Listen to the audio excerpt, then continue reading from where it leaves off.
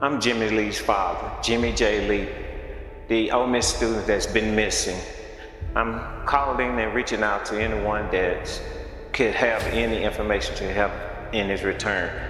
He's real sweet. He don't bother anybody. He's real energetic, like real nice, friendly. He'll talk to anybody. He's kind of the life of the party. Like, he's real sweet. So the reason we're doing this tonight is because if it was any one of us, he would be here right now. Not impossible. You let your imagination run wild. There are many different ways that the state can still prove that somebody is dead.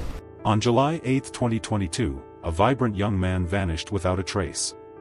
Jimmie J. Lee, beloved son, student, and activist, stepped out of his apartment in Oxford, Mississippi, and never returned. It was a morning like any other, until it wasn't. Jay's sudden disappearance would soon spark one of the most haunting investigations the town had ever seen. This wasn't just a case of a missing person, it was the unraveling of a devastating secret. Bodies go unfound for 150 days. We cannot feel safe raising families in this community, existing in this community, knowing that our basic civil services do not protect us and do not regard us as equals with other humans. Jay's confident smile and advocacy work lay a hidden danger no one saw coming. A community's worst fears were about to be realized, and a loving family's life would never be the same again. It was early morning in Oxford. Please, anything, say something. Call, contact the law enforcement. Just tell them what you know. This is my plea that you help find my child. Thank you.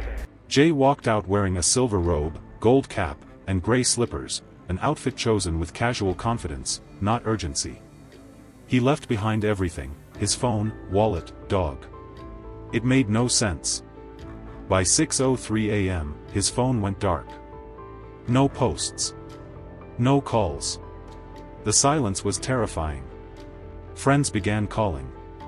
His mother sent texts. Jay always responded, until now. Then, a disturbing discovery. His black Ford Fusion, easily spotted with its gold racing stripe, was found abandoned at Molly Bar Trails. It was parked haphazardly over a curb. Inside, his keys, cards, and nothing else. No blood. No signs of a struggle. Just, gone. It was as if Jay had stepped off the planet. A calm morning had birthed an unspeakable mystery, and no one yet knew the chilling truth it concealed. To understand the gravity of Jay's disappearance, you had to understand Jay. He wasn't just a face in the crowd. He was electric, confident, compassionate, and unapologetically himself. In the conservative South, Jay didn't just survive, he thrived. He was a visible figure in LGBTQ+ advocacy at Ole Miss, determined to make the world safer and kinder. At 20, he was pursuing his master's in social work and had dreams that stretched far beyond Oxford.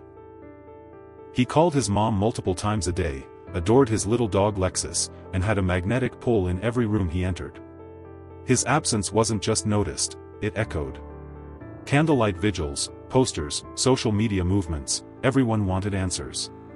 Because losing Jay didn't just feel wrong. Police trace Jay to that apartment. You will see that when Jay gets there, he lets Timothy know he's there.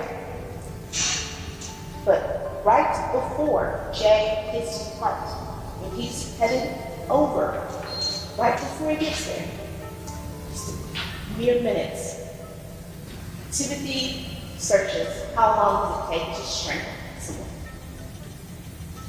It felt impossible. This wasn't just a missing person. This was a community missing its heart. When Jay's phone went dark, investigators looked to the last person he contacted. A Snapchat account, Red Eye 24. The messages were short, cryptic, but telling. Jay was hesitant. Suspicious. At one point he wrote, "Now it seems like you're just trying to lure me over there to beat my ass or something." That message said everything. Fear. Doubt. Mistrust. But by 6:03 a.m., he'd sent a final message, "Open it."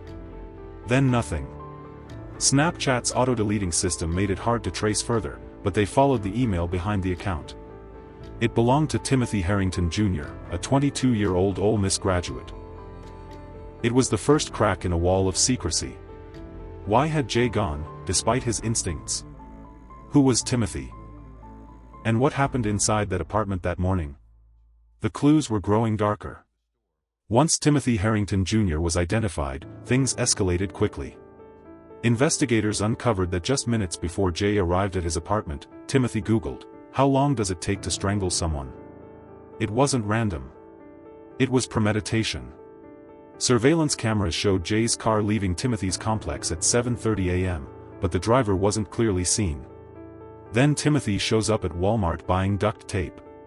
Hours later, he retrieves a shovel and wheelbarrow from his parents' home. His movements were methodical. Calculated. Cadaver dogs later alerted inside his apartment, specifically in the bedroom and closet. Each clue painted a chilling picture. He switched cars. Changed shoes. Lied to police. This wasn't panic. It was planning. All signs pointed to one conclusion: Jay didn't leave that apartment alive. With growing digital and circumstantial evidence, police arrested Timothy Herrington on July 22, 2022. But there was one glaring problem: no body. Without it, the prosecution had to convince a jury that murder had occurred based on behavior, not blood. They built a compelling case. Suspicious searches. Inconsistent alibis. Jay's final messages. Yet the defense hit back hard. They said Jay could have left voluntarily. They cast doubt on every shred of evidence. No blood. No weapon. No witnesses. Then came the verdict. 11 jurors wanted to convict. One didn't. A mistrial. Just like that, Timothy walked free. For Jay's family, it was more than heartbreak. It was betrayal. They had sat through every detail, relived every moment. And now, the man they believed had killed their son was walking out of court. The mistrial sent shockwaves through the community. People were outraged. News outlets debated the risks of prosecuting no-body cases. Legal experts called the case one of the strongest circumstantial arguments they'd seen. But without a body, the defense had room to sow doubt. Stephanie Lee, Jay's mother, didn't let it end there. She took to social media, gave interviews, and fought back. "My son's life mattered," she wrote. Vigils turned into protests. Oxford stood behind her. Because this wasn't just about Jay anymore, it was about accountability. About saying you can't make someone vanish and walk away untouched. As weeks turned to months, hope flickered. But behind the scenes, investigators never stopped digging. They needed one thing to make the case bulletproof. And 2 years later, they found it. February 3, 2025. In a remote patch of Carroll County, deer hunters stumbled upon something unexpected: a makeshift dumping site. Hidden in debris, they discovered human remains. Authorities were called immediately. Forensics began their work. 2 days later, the results confirmed what Jay's family had long feared. The remains belonged to Jimmie J. Lee. He had finally been found. He had enough evidence to charge Timothy. After obtaining a search warrant for his apartment, investigators used cadaver dogs inside the unit. The dogs alerted to certain areas, suggesting possible human remains had been there at some point.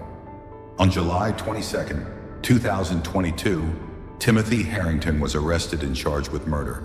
But without a body, would the case hold up in court?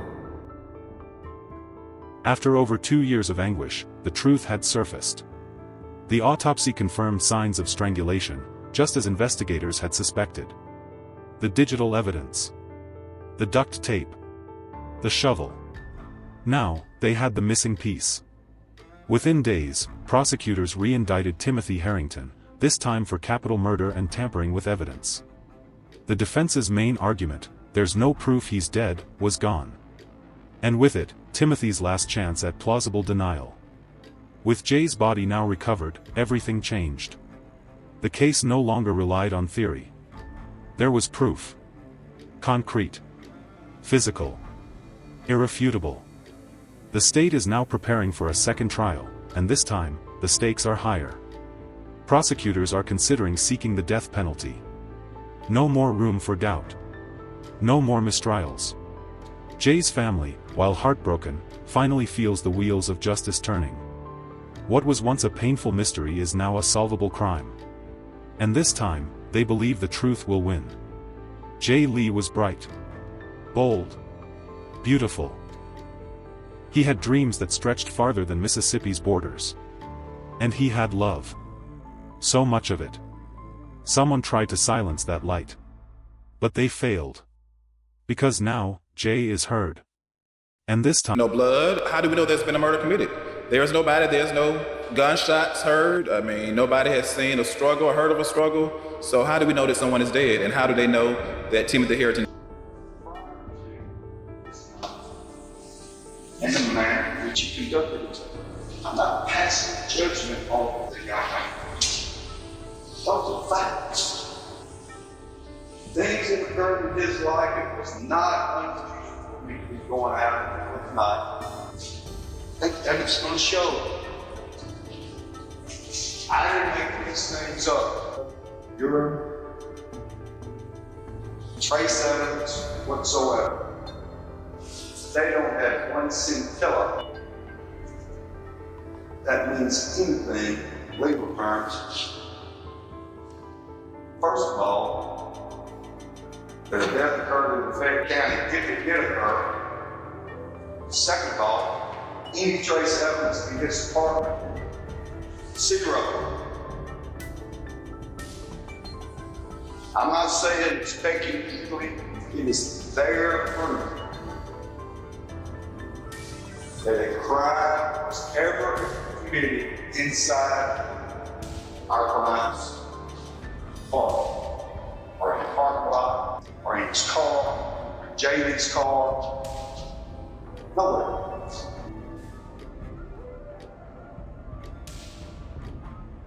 That fear, secrecy, and shame can destroy lives.